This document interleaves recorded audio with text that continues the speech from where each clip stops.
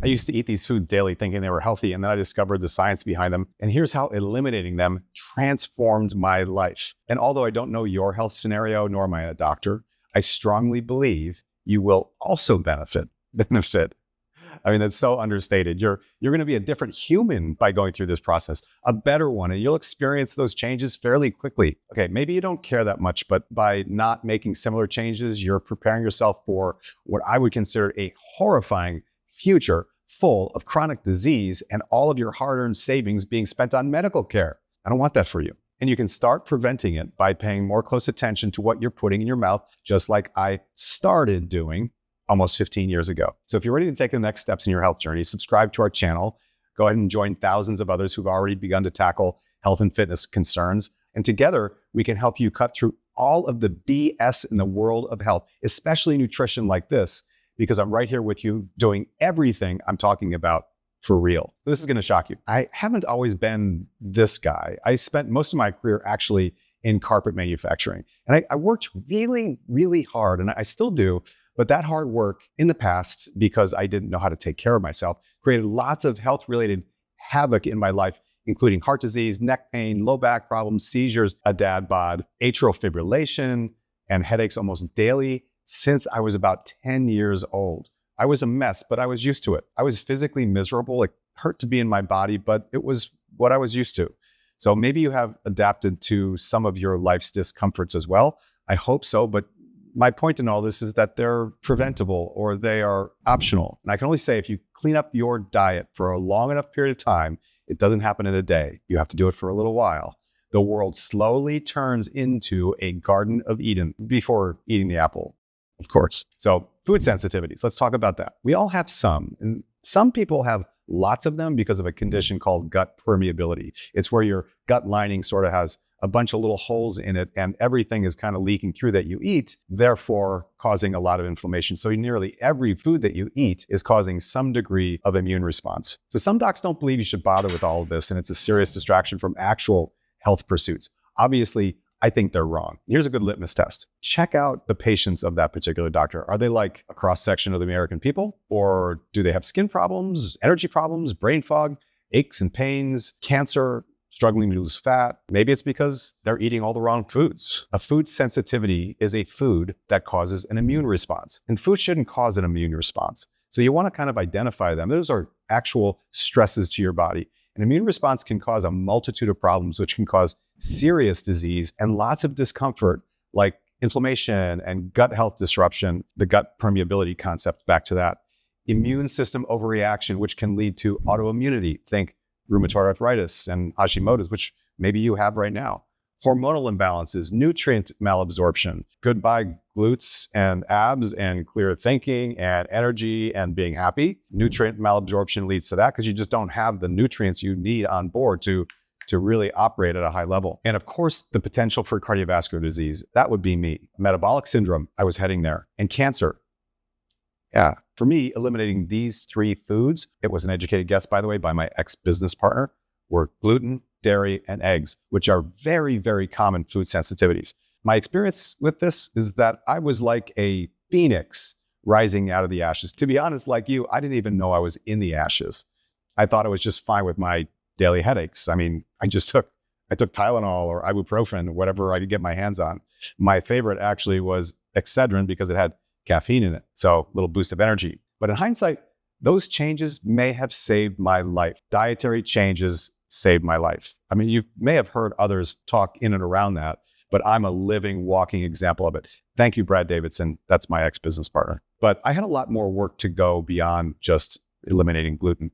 There's a bunch of foods that I thought were either good for me or didn't matter. And I only eat them if currently I'm unaware by dining out or somehow have no other choice, which is really, really rare. So let's talk about the hard ones first. Alcohol. For health, it's one of the worst. I drink a few times a year.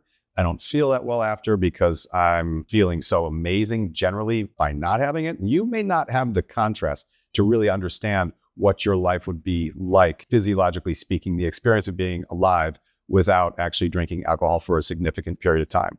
You need to have that contrast. And when you experience that contrast, it's really quite hard, in my opinion, to go back. Processed sugar. Okay, I love processed sugar. I rarely eat this too, but I do occasionally.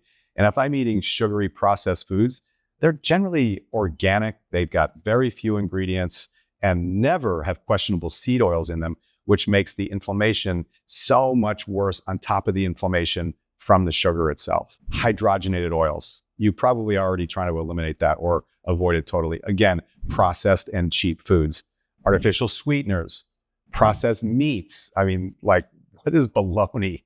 And what is a hot dog? I've always kind of thought that maybe a hot dog is like a cylindrical hunk of bologna. Artificial additives and preservatives I avoid, which are pretty sure half of what bologna is. Sugary drinks. I mean, I can't believe that these things still exist and that people still consume them. That's probably one of the worst things you can do because you just absorb it so quickly and your pancreas immediately yells, ah, help me. And, you get this giant insulin spike, grabs a hold of the glucose to save you from dying from all of that sugar circulating in your bloodstream. And of course, last but not least, are the foods on my food sensitivity list. I just eliminate them.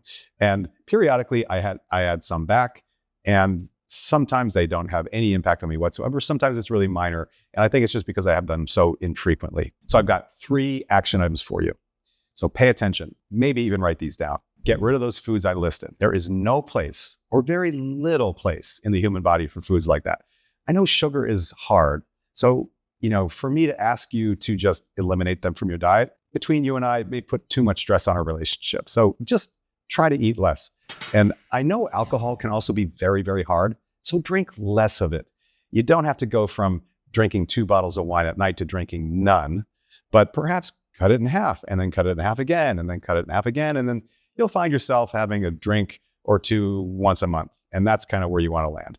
So if you don't do these things, you will always struggle with your health, especially the really toxic stuff. The second concept is, or to-do item is, to go on an elimination diet. An elimination diet. An elimination diet, this is to identify foods that may be triggering that immune response I mentioned previously. Sometimes it's slight, but can be the barrier between where you are and where you want to be with your health. So get rid of all the junk in your pantry, replace it with only whole foods, remove additional common culprits like mine, dairy, eggs, gluten, and sugar, and alcohol. If you can do all that over the course of the month, stick to it for an entire month. I know it sounds like a mountain to climb, but it'll go by quickly. Just set this goal, and this is what you're going to do. While you're doing it, keep a food journal, and then see how you feel, and let me know how you feel. It's generally like you've been shot out of a cannon every morning. When you wake up, you're so full of energy and your thoughts are clear and you just feel good and rosier because your body is actually operating in such a way that's closer to the way it was designed. Then reintroduce each food that you eliminated for 3 to 10 days each. So in other words, if you removed eggs after day 30, if that's the first food you want to reintroduce, you're going to eat eggs every day for 3 to 10 days and see how you're feeling. There's one little detail I'd like you to add in that's going to, no matter what, make a big difference from the point you start doing this for the rest of your life, is chew your food more slowly. Liquefy your food in your mouth. You eat too damn fast. I've seen you. And the problem is it can lead to all sorts of issues with your digestion, including things like acid reflux. People literally are going on proton pump inhibitors. That's the med that you take for acid reflux because they're not chewing their food enough. So just chew your food enough. Again, see how you feel. Do that same process methodically with each and every food to determine what's harming you and what isn't. The third possibility is the easiest but most expensive way. Take a food sensitivity test. At Stark, we use a lab called Cyrex. It's a very good test because it tests for both raw and cooked foods. And we've had several experiences with a multitude of labs over the years, but this one is our favorite at this point in time. In a year or 2 years, because we're constantly trying to evolve and improve, we may have a different lab. But right now it's Cyrex. But that will eliminate the need for the elimination diet. I couldn't resist. I'm a dad. I mean, sometimes I tell dad jokes. I try to avoid it. So do it. If it doesn't transform you like it did me, it will improve your experience of life at the very, very least. Meaning, if you don't go from a mess like I was to something really quite amazing, and you go from a mess to something slightly better than where you are it's still worth it. Do you think you're the best you can possibly be right now today? I'm sure I'm not. And I think you've got a little ways to go, some opportunities for improvement. And this can certainly be one. Before we go any further, though, I'd like to share with you some additional content. If you're into landing in a place of peak health or the pursuit of human optimization or biohacking or whatever, I have a tool that I'd like to share with you. It's called the Wheel of Health. And if you go to watchtodd.com, that's watchtodd.com, you'll have access to a video describing how this introspective tool enables you to get a good picture of how you're doing from a health standpoint, from a holistic perspective. And then further, it allows you to measure, not in the video, but I've got an accompanying PDF that goes with it, which is really critical in quantifying how you're doing from a health standpoint. So the way the wheel is structured is that on a scale of 1 to 10, there are 10 spokes, and in the center of the wheel is sickness. And if you give yourself a 1, you are in fact sick in, let's say, orthopedic health. But the PDF allows for quantifying each one of those spokes. So download that PDF along with the video, and you'll be in good shape. One more thing. If you are feeling like there may be some sort of a roadblock that you're facing between where you are and where you want to be, maybe get your sex hormones tested. I've got an amazing video. You can go ahead and click below on the next video. This is TRT. It was written and designed and filmed for men, but women actually have more circulating testosterone in their bodies, if they're healthy, than estrogen.